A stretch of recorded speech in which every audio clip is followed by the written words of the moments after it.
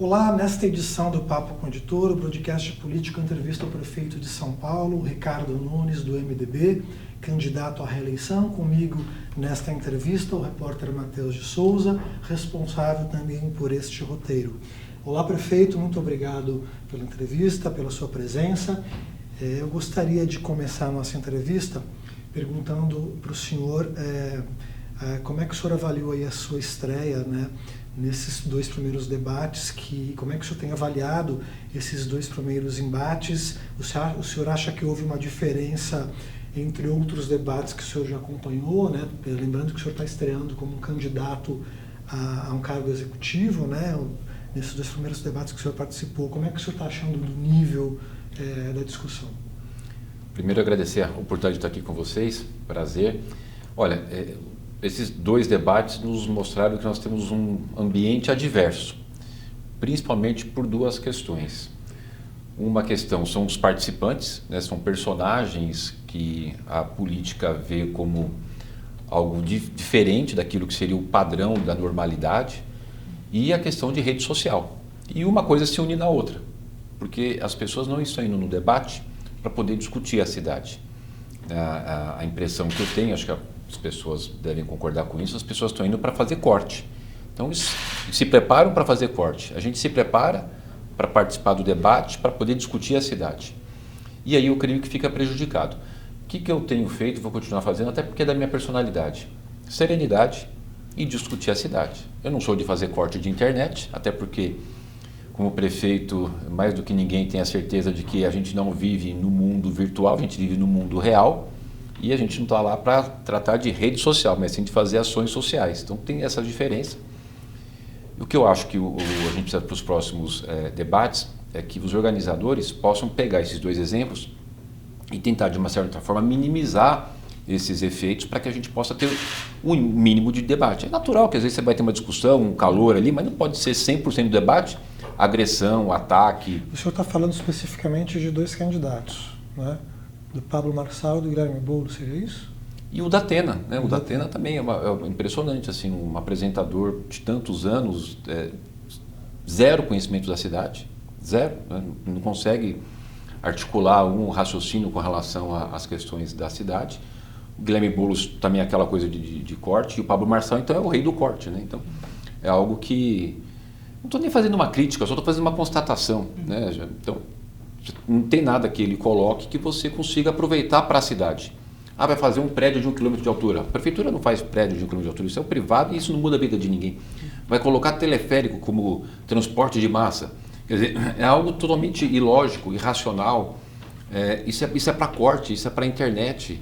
Não é uma realidade plausível e possível para a cidade. Perfeito. E tem essa questão da internet. Esses temas que ele traz não são plausíveis, como o senhor colocou, mas viralizam, colocam o nome dele em destaque. Então, como conter isso? O que você tem se preparado para tentar amenizar essa questão? E também, nessa parte dos cortes, nos debates a gente tem visto muito que os ataques têm pendido muito para o pessoal. Então, preocupa o senhor essa questão de prejudicar a campanha quando esses ataques vão nessa direção? Olha, Matheus, eu tenho muita convicção de que o eleitorado ele vai amadurecendo e vai chegar um certo momento que ele vai poder discernir o que é um jogo de corte, o que é uma discussão da cidade, aquilo que é colocado como mentira para atacar a pessoa. Muitas informações que são colocadas lá não são reais, não são verdadeiras. Então a gente vai poder ter tempo agora, por exemplo, participando desse podcast, né, aqui do Estadão, participando de outras ações de uma forma onde você tenha possibilidade de discutir seriamente a cidade, a gente tem a oportunidade de poder falar. Você vai me perguntar possivelmente coisas da cidade aqui, eu vou falar, vão trazer outras pessoas que vai perguntar, e eles não vão ter o que dizer, ou vocês também terão um papel fundamental. Acho que essa eleição, vocês jornalistas, vão ter o papel mais importante desse processo, porque vocês vão poder, que nem foi feito, por exemplo, no Roda Viva e foi feito na entrevista que eu dei para o G1, deles fazerem a checagem da verdade, né? Onde eu tenho orgulho das vezes que eu participei, a checagem verdadeiras. E pôde demonstrar, por exemplo, o Datena, né, que faz tantas críticas a mim, e a checagem falou, olha, inclusive um jornalista do Estadão, né, chegou e falou, eu fiz a checagem, o que o senhor está falando não é verdade. Então, aí o eleitor vai poder ir discernindo, né? Então, desculpa jogar isso para vocês, tá? Mas o papel de vocês vai ser mais importante do que nunca nessas eleições, para poder orientar, não orientar, mas para poder colocar, né, como vocês sempre fazem, através do jornalismo, aquilo que é verdade, aquilo que é mentira.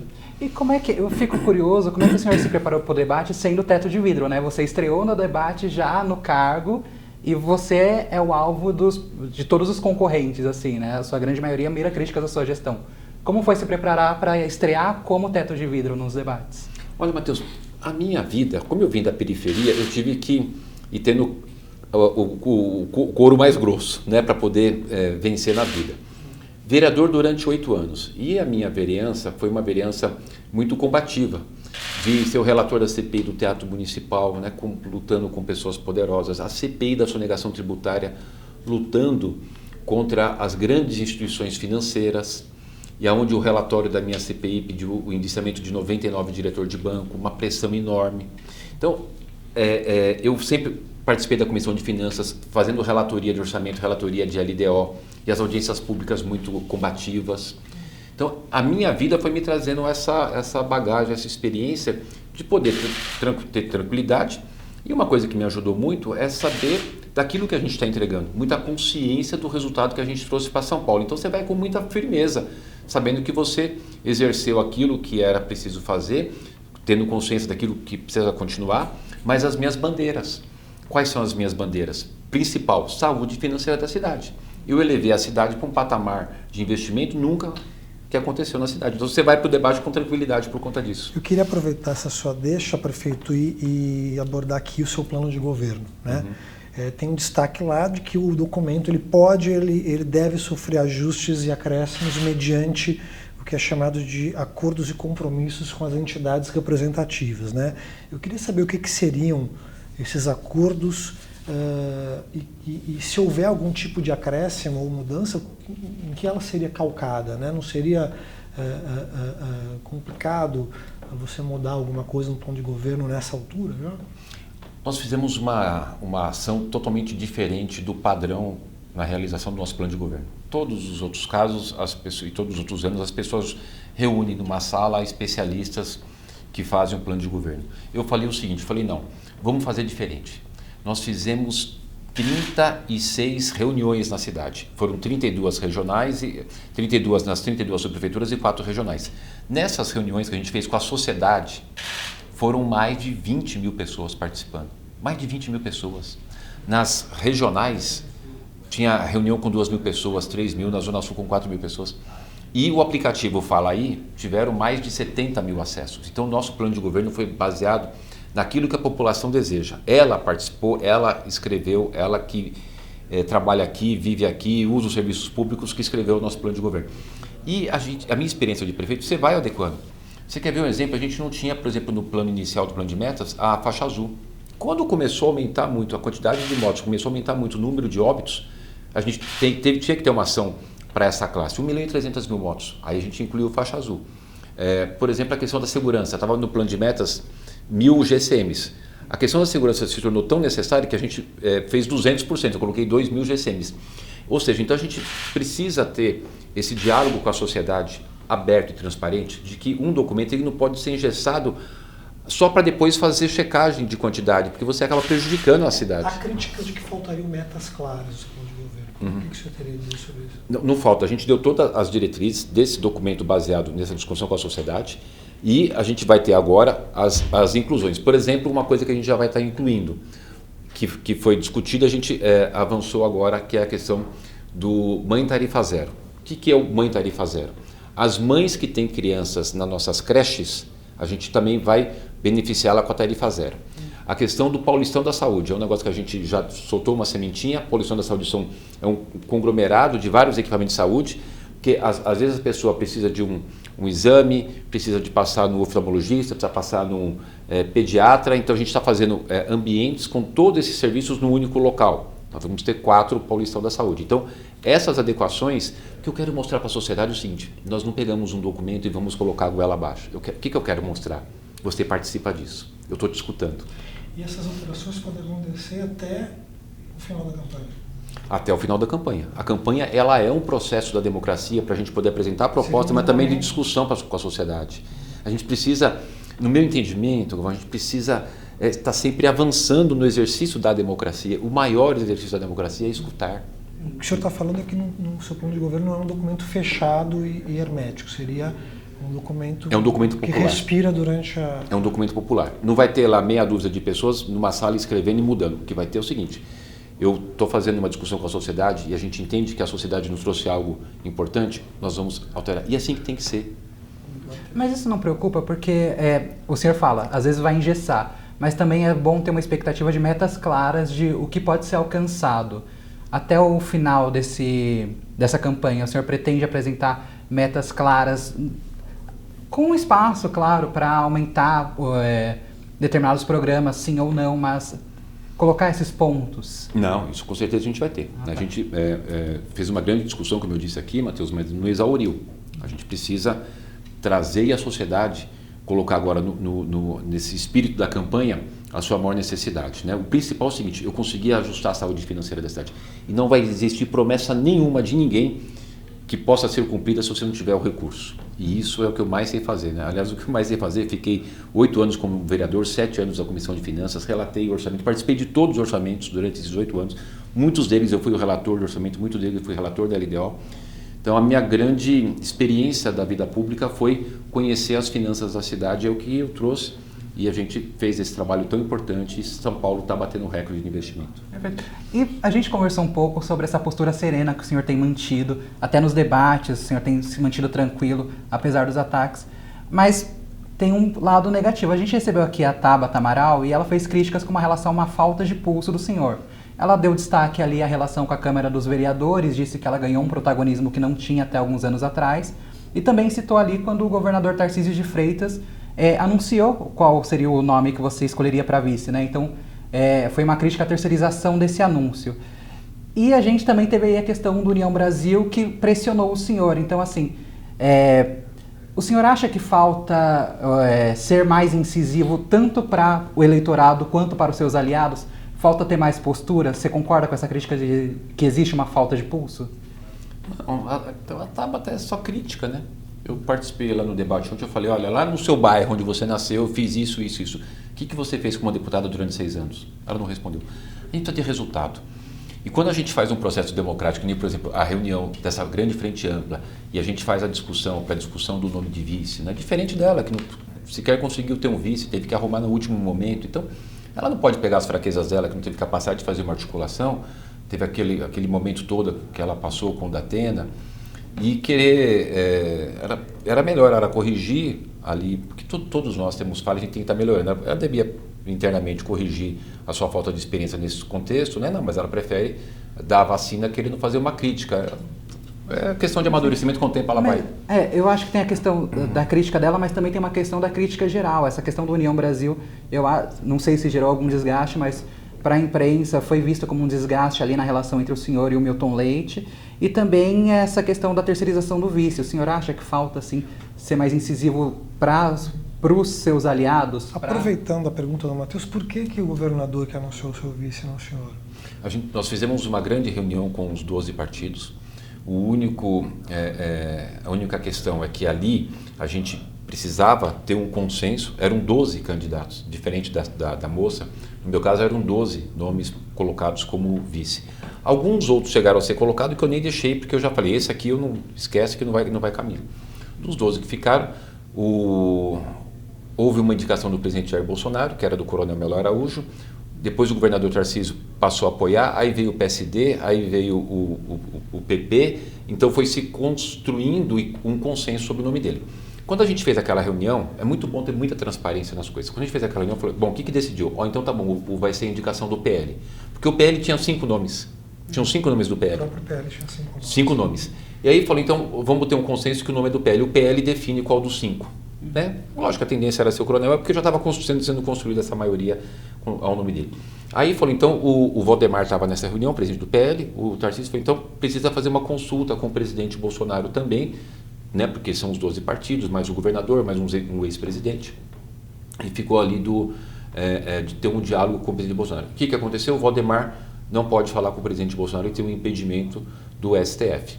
Então falou, então quem conversa é o governador Tarcísio. Tá, ok. Então, tirado o nome, vamos fazer o anúncio. Então tá, vamos fazer o anúncio e vamos fazer esse anúncio. Então, seria interessante que o governador pudesse falar em nome dos outros partidos para demonstrar, inclusive, que aqui tem um consenso, que as coisas foram discutidas, amplamente discutidas, se exauriu essa discussão e nós entramos no consenso. Mostrar esse exemplo de democracia.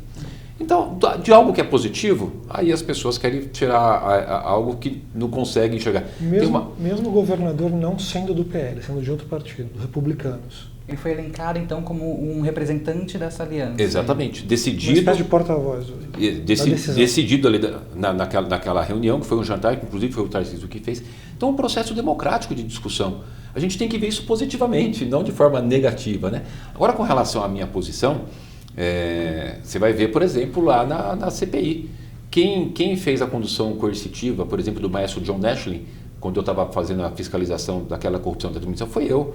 Se você vê na CPI da sonegação tributária, né, que eu presidi, o quanto nós fomos contundentes, eu trouxe 1,2 bilhões naquele ano, em 2019, para a cidade de São Paulo.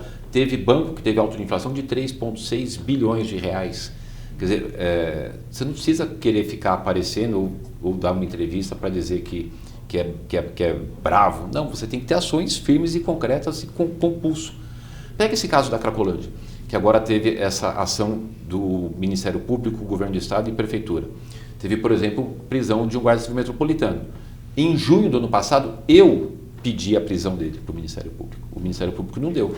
Quem pediu foi eu. Falei, tem aqui indícios fortes, peça a prisão. Então é isso que a gente precisa ter, firmeza, seriedade, no dia a dia do trabalho, né? Porque, por exemplo, quando teve o caso das Americanas, eu não vi nenhum posicionamento dela, né? Porque todos sabem que o dono da Americanas é quem financia, quem é o tutor.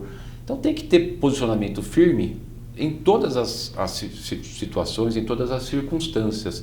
Por exemplo, na votação que aumentava a pena de bandidos, né? Que ela deu entrevista falando que votou a favor. Falando da Tabata, né? Da deputada Tabata. Que foi a pergunta do Matheus, né?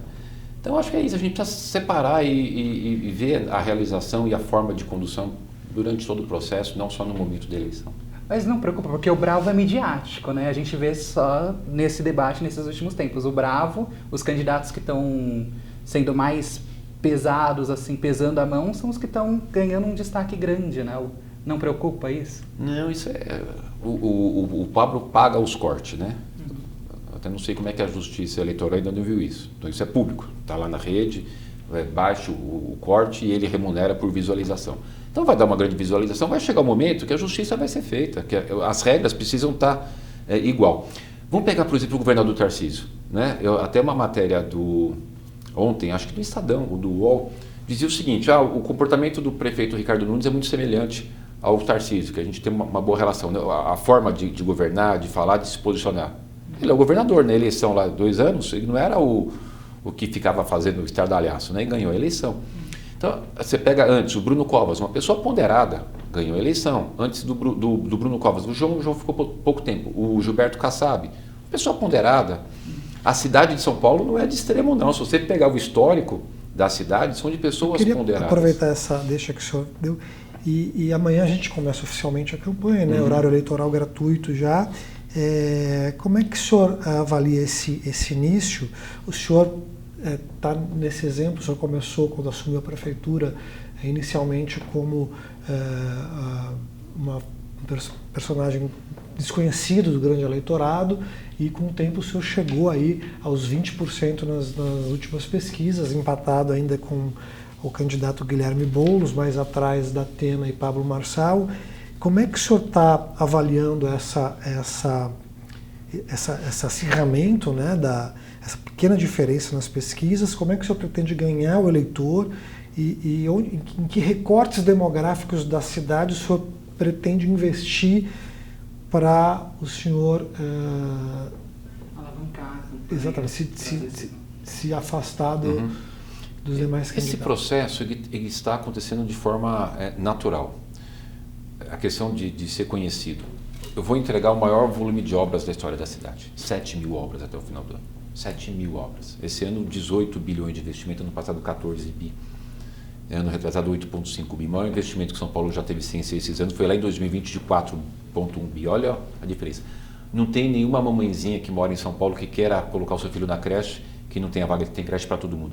Então, como é que vai dizer? As pessoas sabem do trabalho do prefeito. Quando eu estou fazendo as obras lá, no Itaim Paulista, em Guaianazes, em Perus, Pirituba, no Capão Redondo, lá na Vila Missionária, no Jardim Acuri, na cidade Ademar, todo canto da cidade tem um benefício que as pessoas estão recebendo. Ah, tem muita coisa para fazer? Tem.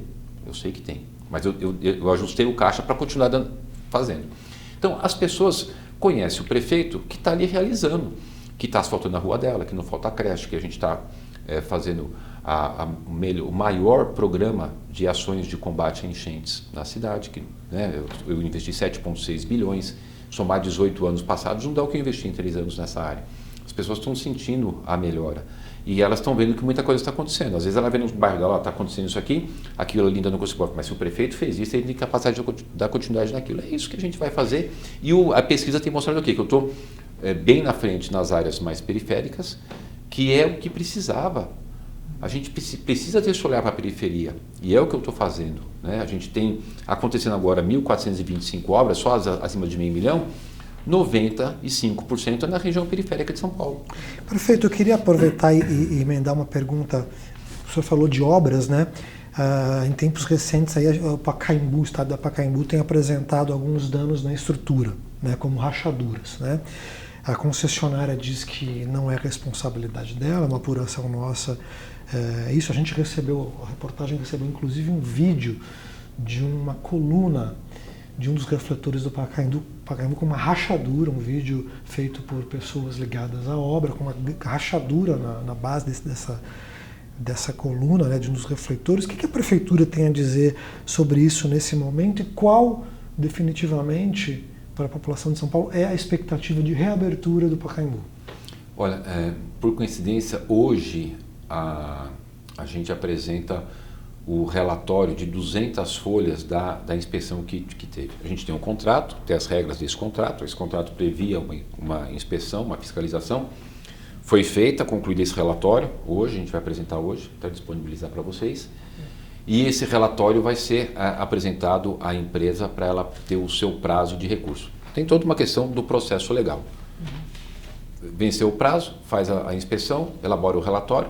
O relatório está concluído hoje apresenta para a empresa para ela ter o seu prazo de fazer ali a sua contestação. O que eu posso garantir para vocês é o seguinte: esse contrato e qualquer outro contrato da prefeitura vai seguir rigorosamente o que está previsto ali nos contratos, né? Inclusive, nesse caso em especial, teve junto ao Tribunal de Contas do município ali uma reunião para poder ter uma discussão sobre o tema.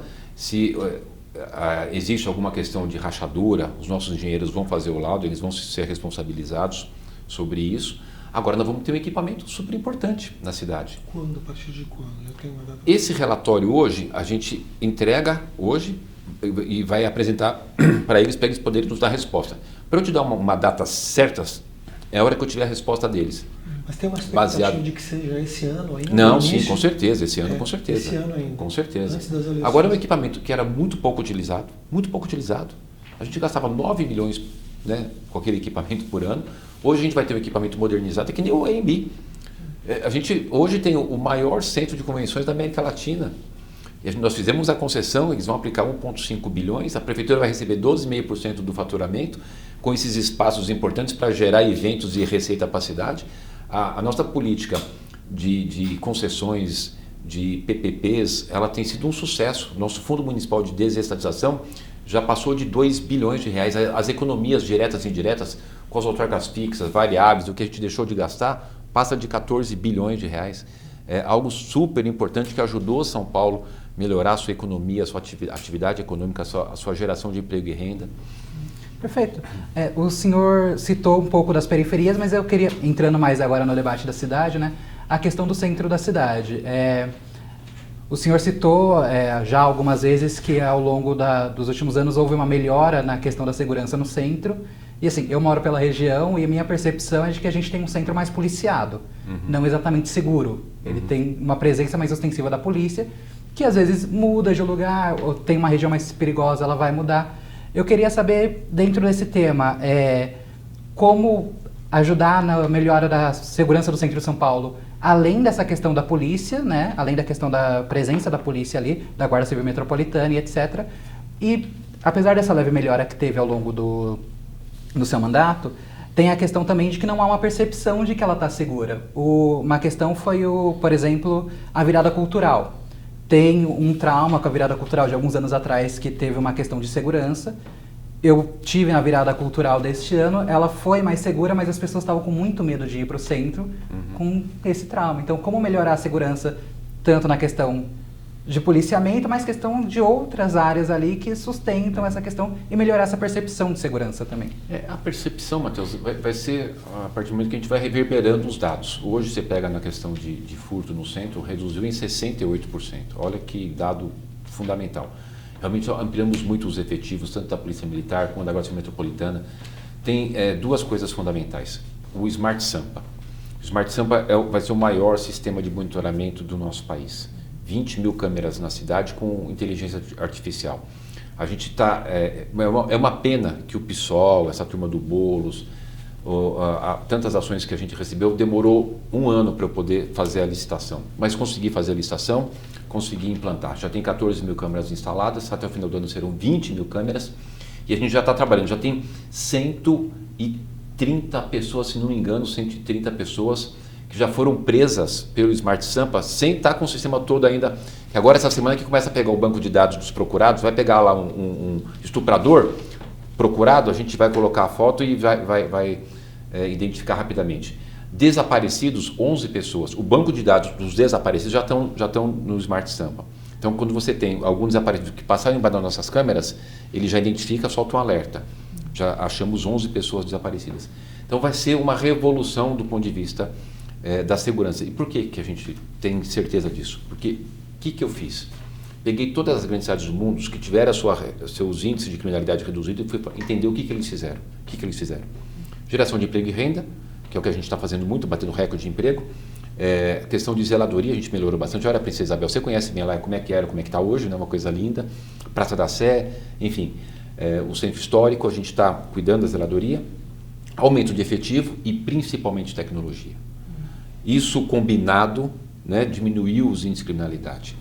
Ali, no centro da cidade de São Paulo, mas vamos falar especialmente do centro, bandido não vai passar por ali, porque ele sabe que se ele passar ali, ele vai tomar uma algemada, porque tem efetivo, tem polícia, tem tecnologia e vai estar vigiado, protegendo a população de bem.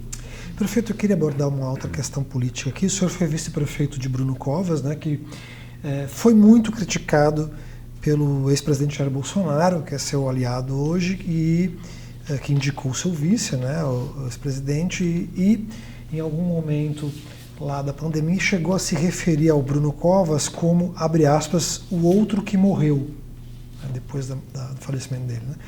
E o criticava pelas medidas, principalmente as medidas de controle da Covid-19 que restringiram a abertura do comércio, né?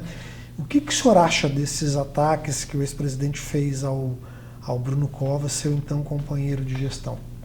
Olha, na época eu até fiz uma publicação, evidentemente não foi por mim nem por ninguém recebido com bons olhos das pessoas que gostam do Bruno, né? Eu acho que errou. A gente não vai concordar com tudo em 100%. Tem muitas coisas que eu penso e faço que o presidente Bolsonaro não concorda, e muitas coisas que ele pensa e faz que eu não concordo, e tem coisas que eu faço que ele concorda e que ele concorda, né? Agora, nós estamos num momento importante. O presidente Jair Bolsonaro, com a cidade de São Paulo, ele foi muito atencioso. Veja que em julho de 2021 eu fui levar ele o problema da cidade da dívida de 25 bilhões. Ele abriu as portas, me recebeu, sem nenhum pedido de compromisso político.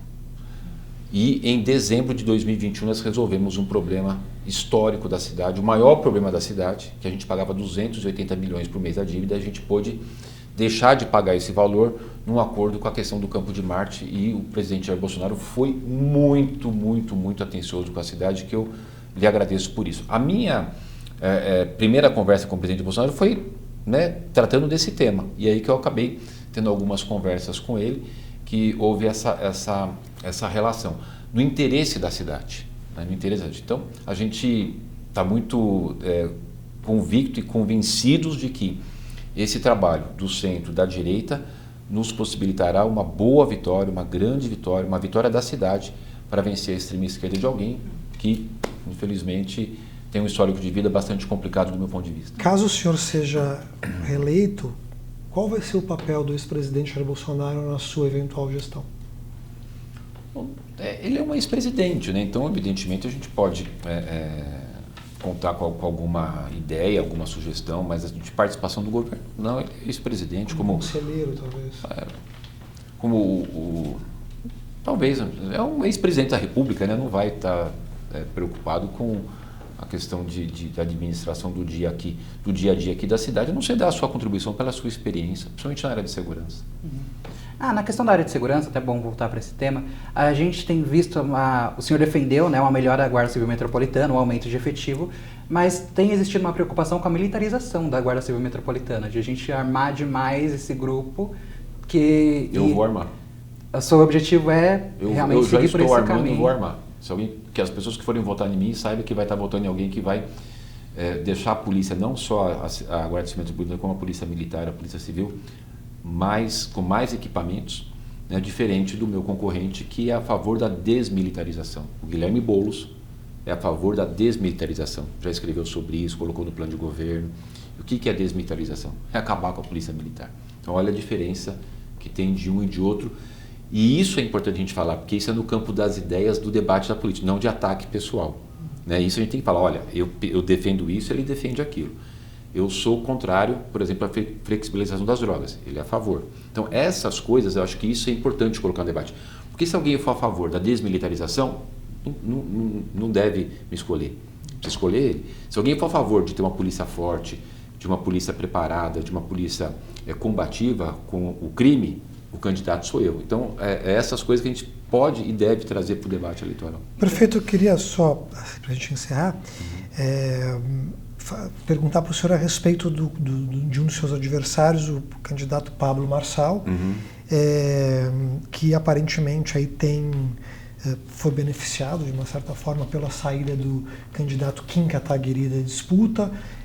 O senhor não acha que ele está conquistando uma parcela do eleitorado que pode, por exemplo, ligado à direita, que pode não considerá-lo um bolsonarista o suficiente para ter o voto deles?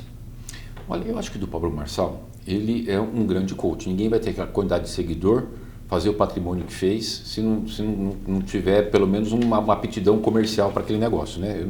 Se o curso é bom ou se não é bom, eu não sei dizer que eu não fiz.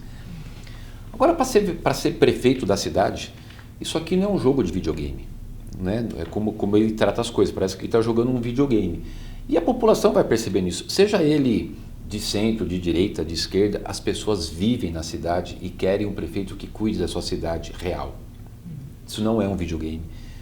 Não é um play center para alguém achar que vai colocar teleférico sem nenhum estudo, sabendo que isso não tem nenhuma viabilidade. Né? Que não tem conhecimento sequer das legislações urbanísticas, não tem conhecimento da cidade, não consegue definir, nem mora em São Paulo. Né? Então, não consegue definir para onde é a Zona Sul, Zona Norte, não consegue saber os bairros, ou seja, você não tem como cuidar de algo que você não conhece. Com todo o respeito a ele como pessoa, mas assim como prefeito, como é que alguém vai cuidar de algo que não tem o mínimo conhecimento? Acho que alguém perguntou para ele alguma coisa sobre Minhocão, não sabe, quer dizer, totalmente, em algum desses debates, alguém perguntou para ele sobre a questão do Minhocão. Então, não tem nenhum conhecimento. E as pessoas vão poder, durante o tempo, percebendo isso. Como é que alguém vai entregar a cidade para alguém, seja ele ou qualquer outro, que não tem a mínima condição de governar uma cidade que é maior do que muitos países com 12 milhões de habitantes? Aproveitando, duas questões. Uma coisa que você comentou do Samp Sky, que vai ser um projeto que vai ter o carimbo do senhor. Eu queria saber quais são os projetos de longo prazo que você planeja para a cidade. Qual é o perfil de cidade que Ricardo Nunes prevê para São Paulo? Qual seria o carimbo da sua gestão? Que a gente teve gestões aí que entregaram obras como Céus, Bilhete Único. Qual seria? E a questão do Minhocão, que o senhor citou também, em que pé está essa questão, né? Que eu lembro, em 2023, o senhor citou a possibilidade de fazer um parque que teria que ter vias subterrâneas ali para construir, né? E como é que ficou isso? Isso já foi conversado até com o Tarcísio ou com empresas privadas que poderiam ajudar na construção disso. Eu fui conhecer o Highline, que é mais ou menos semelhante, né, nos Estados Unidos, do minhocão da sua desativação. O que a gente vai fazer de concreto? A gente não adianta resolver um problema e gerar outro problema. Ou seja, a gente está incentivando o transporte coletivo, desincentivando o transporte individual, mas eu não posso desativar o minhocão e gerar um caos no trânsito.